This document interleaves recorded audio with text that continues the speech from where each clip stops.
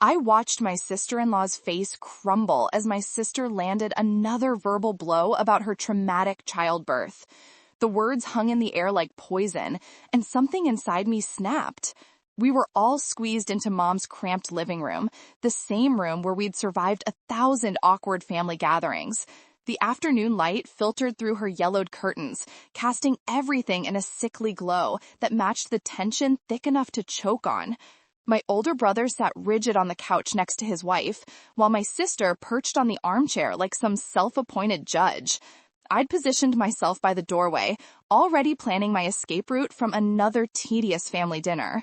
Mom was clattering around in the kitchen, blissfully unaware of the storm brewing 10 feet away. The smell of pot roast wafted through the house, a scent that used to mean comfort, but now just reminded me of obligation. "So they finally let you out of the hospital," my sister said, her voice dripping with false sympathy. She leaned forward, eyes glittering with that particular brand of cruelty she'd perfected over the years. "Must be nice to be home." My sister-in-law, Emma, managed a tired smile. She looked exhausted, dark circles under her eyes, her body still recovering from everything she'd been through. "It's been an adjustment. Jacob keeps me up most nights, but we're managing." "How are you feeling, though?" I asked, genuinely concerned. Emma and I had always gotten along well, probably because we were both outsiders in this family in our own ways. "Honestly, it's been really hard." Emma's voice wavered slightly. "The recovery from the C-section alone is brutal, and then trying to take care of a newborn on top of that. Nobody tells you how difficult it is to bounce back from major surgery while you're running on 2 hours of sleep." My sister made a noise, something between a scoff and a laugh. My brother shot her a warning look, but she ignored him. "What was that?" Emma asked, her brow furrowing. "Nothing," my sister said, but she was smiling that tight, condescending smile. "Just interesting that you're complaining when you took the easy way out." The room went still. My brother's jaw tightened, but he said nothing. "Typical." "Excuse me?" Emma's voice was barely above a whisper. "I'm just saying," my sister continued, settling back in her chair like she was about to deliver a sermon, "I tried to help you throughout your entire pregnancy. I sent you all those articles about natural birth, told you about the midwife collective I know, gave you information about home births. But you wouldn't listen. You just kept going to those doctors who pumped you full of fear." "Sarah, don't," I warned, but she rolled right over me. "And then when push came to shove, literally, you took the shortcut. You let them, you open instead of trusting your body to do what it was designed to do. And now you're crying about how hard recovery is? Really?" Emma's face had gone pale. "Sarah, I went into premature labor. The baby was in distress. I didn't have a choice." "There's always a choice," my sister shot back. "You just made the wrong one. If you'd listened to me from the beginning, eaten right, done the exercises I recommended, stayed away from all that medical intervention, none of this would have happened. Your body failed because you didn't trust it." "That's not true," Emma said, her voice shaking now. "The doctor said I had complications. The placenta was separating. Both Jacob and I could have died." "Doctors," my sister spat the word like it was poison. "They just want to schedule everything, control everything, make money off cutting women open. They scared you into it, and you fell for it. And then you took the easy route with the C-section instead of having a real birth experience. You still have the nerve to complain about being tired." "Sarah, shut up," I said, louder this time, but she was on a roll. Now, leaning forward with that zealot gleam in her eyes, "You know what your problem is, Emma. You're weak. You let fear control you instead of educating yourself." I gave birth to 3 children naturally, at home, without any drugs or intervention. And I was up and taking care of them within hours. But you lie around complaining about a little surgery. It's pathetic. Tears were streaming down Pilates. Emma's face now. My brother had his arm around her, but he still wasn't saying anything. Just sitting there like a useless lump while his wife got verbally eviscerated by his sister. Something hot and sharp erupted in my chest.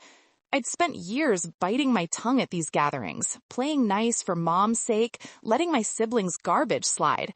But watching Emma cry while my sister preached her toxic nonsense and my brother did nothing, I was done. I stood up from where I'd been leaning against the wall. "So let me get this straight, Emma," I said, my voice cutting through my sister's continuing rant. "Are you going to take medical advice from trained professionals who spent years in school and saved your life? Or from one dumb witch who couldn't even graduate high school?" The room exploded. My sister's face went bright red, her mouth dropping open in shock before rage twisted her features. "What did you just call me?" "You heard me," I said, feeling a savage satisfaction blooming in my chest. "You're a high school dropout with a superiority complex who watches YouTube videos and thinks she knows more than doctors. You're not a midwife. You're not a healthcare provider. You're a bored housewife who needs to feel important by tearing down other women." "How dare you!" My sister was on her feet now, voice rising to a shriek. "I am a mother. I am educated in natural health. I've done the research." "Research?" I laughed, cold and sharp. "You mean you've fallen down conspiracy theory rabbit holes on the internet. There's a difference. At least I'm not a bitter, childless woman who has to attack mothers to feel better about herself." "Get a job," I said, my voice flat and calm, which I knew would infuriate her more. "What?" "Get a job," I enunciated, each word clearly. "Instead of sitting around all day judging people and spreading dangerous medical misinformation, get a job. Contribute something. Do anything productive." My sister's face was purple now. "I am a stay-at-home mother. That is a job. Get a job." "Stop saying that. Get a job. You bitter, miserable, jealous hag," she screamed, completely losing it now. "No wonder you're alone. No wonder nobody in this family can stand. You're toxic. You're hateful. You're employed," I finished for her. "The word you're looking for is employed. Unlike you, who lives off your husband's paycheck while acting like you're some kind of wellness guru." My sister burst into tears, not the delicate kind, but big, heaving sobs. She grabbed her purse from the floor, knocking over Mom's side table in the process, and stormed toward the door. My brother finally found his voice. "Was that really necessary? Was it necessary for you to sit there like a coward while your sister attacked your wife?" I shot back. Emma was still crying, but she'd grabbed her things too. My brother helped her up from the couch, shooting me a look that could have melted steel. They headed for the door, Emma weighing heavily on him. "Emma," I called out. She turned back, her face blotchy and tear-stained. "You did everything right. You saved your baby's life and your own. Don't let her make you doubt that." Emma nodded, unable to speak, and they left. Mom appeared in the doorway to the kitchen, wooden spoon still in hand, her face a mask of confusion and anger. "What on earth is going on out here?" "Ask your daughter," I said, grabbing my jacket, "the one who thinks she knows more than medical doctors because she reads blogs." "Don't you dare walk out," Mom said, her voice sharp. "Watch me." I made it to my car before my phone started buzzing. I ignored the first 3 calls, all from my brother. When I finally answered the 4th, I immediately regretted it. "What the hell is wrong with you?" he shouted before I could even say hello. "Me? I'm not the one," who sat there silent, while Sarah verbally abused. "Your wife? That's between them. Women's business. You had no right to interfere." I actually laughed out loud at that. Women's business? Your wife was. Crying. And you did nothing. Less. Sarah was just trying to help. She's passionate about natural health, and Emma is sensitive. You didn't need to attack her like that. She told Emma that her traumatic birth experience was her fault. She called life-saving surgery taking the easy way out. She's lucky all I did was call her dumb. You embarrassed her in front of the whole family. Good. Maybe next time she'll think twice before spouting dangerous nonsense that could literally kill someone. You need to apologize. I need to do nothing, I said. You know what you need to do? Grow a spine and stand up for your wife. But I'm not holding my breath. I hung up on him mid-rant and silenced my phone. But the messages kept coming, vibrating against my palm, as I drove home through the familiar streets of our nothing little town. By the time I got to my apartment, I had 17 missed calls and 32 text messages. Most were from my brother, but Dad had gotten involved too. I made the mistake of reading his messages while I was unlocking my door. The first one read, "Your mother called me in tears. What did you do to your sister?" Then, "Sarah is a dedicated mother and doesn't deserve your jealous attacks. Exactly why this family is falling apart. You owe her an apology." And finally, "Call me immediately. We need to discuss your behavior." I tossed my phone on the couch and poured myself a large glass of wine. The apartment was quiet, just the hum of the refrigerator and the distant sound of traffic. I should have felt bad. That's what they wanted me to feel. Guilty, ashamed, sorry for disrupting the family peace. Instead, I felt light, lighter than I had in years. My phone buzzed again, and this time I looked. It was Emma. "Thank you," the message read. "I needed someone to say that. Sarah has been making me feel crazy for months." I typed back quickly. "You're not crazy. She is. How are you doing?" "Better. Your brother and I are talking, really talking, for the first time in a while. Thank you for standing up for me when he didn't. That exchange made everything worth it." But I knew this wasn't over. My family had a way of turning everything into a prolonged drama, and I'd just lit a match in a room full of gasoline. Sure enough, the next morning, Mom called. I let it go to voicemail. She called again, and again. The fourth call, I answered. "Do you have any idea what you've done?" she said. Not bothering with hello. Defended someone who needed it? You called your sister an idiot in front of everyone. She's been crying all night. Her husband called me, furious. Her husband should be used to people, pointing out she's wrong by, "Now, this isn't funny. Sarah is sensitive. She's going through a lot right now." We're all going through a lot, Mom. That doesn't give her the right to attack Emma about a traumatic medical emergency.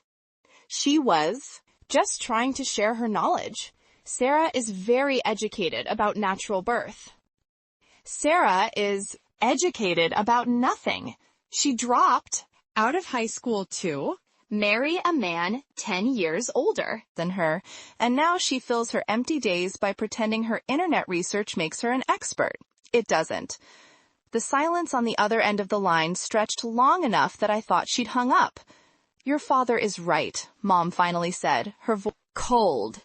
"Your attitude is toxic. You need to apologize to Sarah." "I'm not apologizing for telling the truth. Don't come to Sunday dinner, or any family event, for that matter, not until you can behave like an adult." "Gladly," I said, and hung up. I sat on my couch, staring at my phone, waiting for the guilt to hit. It didn't come. Instead, I felt something I hadn't felt in a long time around my family. Free. The drama continued to unfold via text message over the next few days. My brother sent me long, rambling messages about respect and family unity. Sarah sent me a few choice words that would have made a sailor blush, despite all her supposed spiritual enlightenment. Dad left me a voicemail that was basically a 10-minute lecture on my failures as a daughter and sister. I deleted them all without responding. But Emma kept texting me. Small things at first, just checking in. Then longer messages about how she was feeling, how my brother was actually stepping up after our conversation, how she decided to block Sarah's number for her own mental health. She tried to visit yesterday, Emma texted on day 3. Showed up with some herbs she said would help my milk come in better. I told her through the door that I wasn't accepting visitors and to please leave. Good for you, I typed back. Setting boundaries is healthy. Your brother backed me up. I think he's finally seeing how toxic she is. He apologized for not defending me at your mom's house. That was something, at least. Small progress in a family that usually preferred to sweep everything under the rug. On day 5, Mom called again. This time, her voice was different, less angry, and more worried. Sarah isn't doing well, she said without preamble. She's really hurt by what you said. Her husband says she's been depressed, not eating. That's manipulative behavior, Mom. She's punishing everyone with guilt because someone finally called her out. How can you be so cold? How can you enable her? I shot back. She told Emma that nearly dying in childbirth was her fault. Do you understand how messed up that is? What if Emma had believed her? What if she tried to have a home birth next? Never want anyone to get hurt. Intent doesn't matter when the outcome is dangerous. Her beliefs are actively harmful, and you all just let her spew them because it's easier than confronting her. She's your sister, and Emma is your daughter-in-law. But I notice you're not calling to check on how she's doing after being emotionally eviscerated in your living room. Mom went quiet again. When she spoke, her voice was small. I didn't know it had gotten that bad.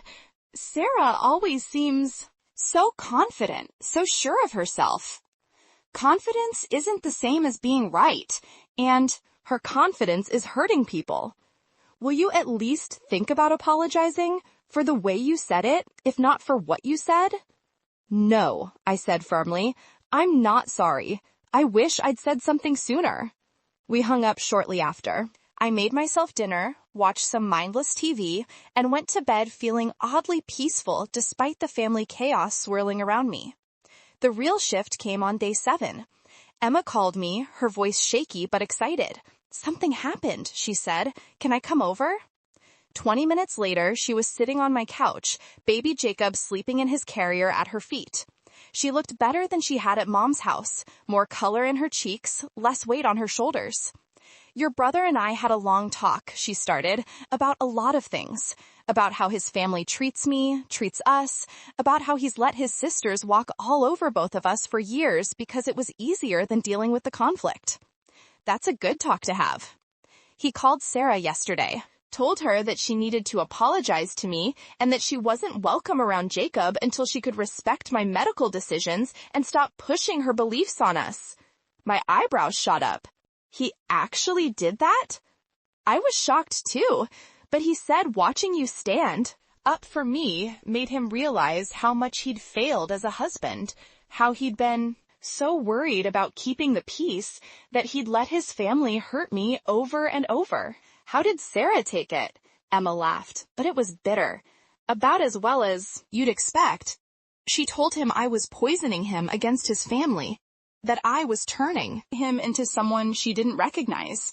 She actually said that if we didn't let her be involved in raising Jacob the right way, she'd report us to child services. She what? Yeah, for using formula and taking him to a pediatrician instead of a naturopath. She said she had a duty to protect her nephew from our ignorance. I felt rage building in my chest again. Please tell me your brother shut that down. He told her if she ever threatened us again, she'd never see any of us for the rest of her life. Then he hung up on her. She's been calling and texting nonstop since then, but we're not answering. Good. She crossed a massive line. There's more, Emma said, leaning forward. Your mom called this morning. She asked me to come to coffee, just the two of us. I almost said no, but something in her voice made me agree. And she apologized, really apologized, not the fake "I'm sorry you feel that way" stuff. She said she'd been thinking about what happened, about all the times Sarah has said inappropriate things, and she'd let it slide. She said she'd been enabling Sarah because she felt guilty. Guilty about what? About Sarah dropping out of school to get married. Apparently, your mom knew the guy was too old for her, knew Sarah was too young, but she was so desperate to avoid conflict with your dad that she didn't fight it. And then Sarah's life became what it became, and your mom felt like she couldn't criticize her choices without admitting she'd failed to protect her in the first place.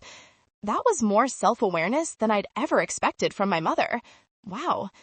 She asked me to forgive Sarah's behavior. I told her I couldn't, not without a real apology and actual change. She said she understood. Then she told me I was a good mother, and she was sorry she didn't say that at the house. Emma's eyes were wet now, but she was smiling. It felt good, to be seen, to be validated. "You deserve that," I said. "You've always deserved that." We talked for another hour before Jacob woke up hungry. As I walked Emma to the door, she hugged me tight. "Thank you," she whispered, "for not staying silent, for showing my husband what real support looks like. You probably saved my marriage." After she left, I sat with that for a while. I hadn't set out to save anyone's marriage. I'd just been sick of watching someone get bullied and had finally said what everyone else was thinking but wouldn't say.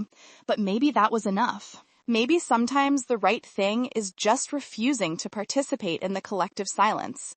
My phone buzzed. Another text from Dad, probably another lecture. I almost ignored it, but something made me open it. "Your mother told me about her conversation with Emma. I think I owe you an apology. Can we talk?" I stared at the message for a long time. An apology from my father was rare enough to be noteworthy. But did I want to talk? Did I want to open that door again? Before I could decide, another text came through. This one from Sarah. "You ruined my relationship with my brother. I hope you're happy." I deleted it without responding. Some bridges are meant to burn. Instead, I texted my dad back. "Coffee this weekend?" His response was immediate. "Saturday at 10, the usual place." Saturday came too quickly and too slowly at the same time. I walked into the diner where Dad and I used to have breakfast when I was a kid, back before the divorce, before everything got complicated and fractured. He was already there, sitting in a booth by the window, looking older than I remembered. When did he get so much gray hair? "Thanks for coming," he said as I slid into the seat across from him. "Thanks for the invite." We ordered coffee, made small talk about work, about the weather, about nothing. Then he took a deep breath. "Your mother and I talked, really talked, for the first time in years, about Sarah, about how we've both failed her in different ways, and about how we failed you." I hadn't expected that. Me? You were always the one who told the truth. Even as a kid, you'd point out when things didn't make sense, when someone was being unfair. And instead of encouraging that, we punished you for it, told you to be quiet, to not rock the boat, to let things go. He wrapped his hands around his coffee mug. "We taught you that keeping the peace was more important than standing up for what's right. But you never learned that lesson, did ya?" "I tried," I admitted. "I tried for years, but I couldn't do it anymore." "And you shouldn't have to. What you did at your mother's house, that took courage. You said what needed to be said. Sarah has been out of control for a long time, and we've all made excuses for her because it was easier than dealing with it. She threatened to call child services on Emma, my brother. Did you know that?" His face darkened. I heard. That's when I knew we'd created a monster. Not intentionally, but through neglect. Through letting her believe her feelings mattered more than facts. That her opinions were just as valid as expertise. What are you going to do about it? I called her yesterday, told her she needs professional help, real therapy, not whatever wellness influencer she's been following online. I told her until she can acknowledge that she's been wrong, that her behavior is harmful, I can't have a relationship with her. How did she take it? About as well as you'd imagine. She hung up on me. sent me texts about how everyone is against her, how she's the only one who sees the truth. Classic persecution complex. He met my eyes. I enabled that. I'm sorry. I appreciate that.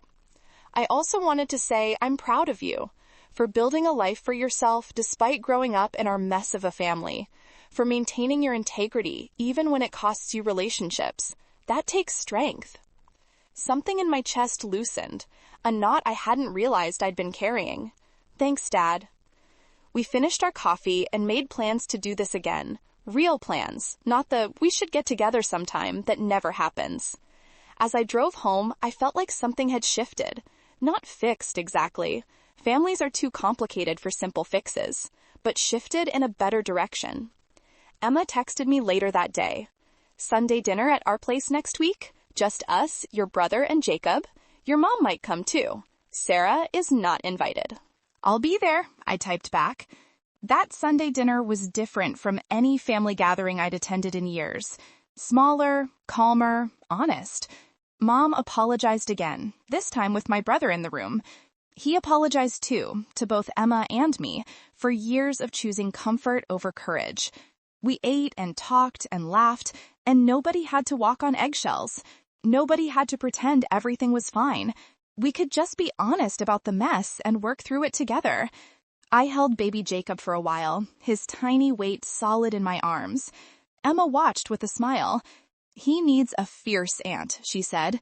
Someone who will always tell him the truth, even when it's hard to hear. He's got one, I promised.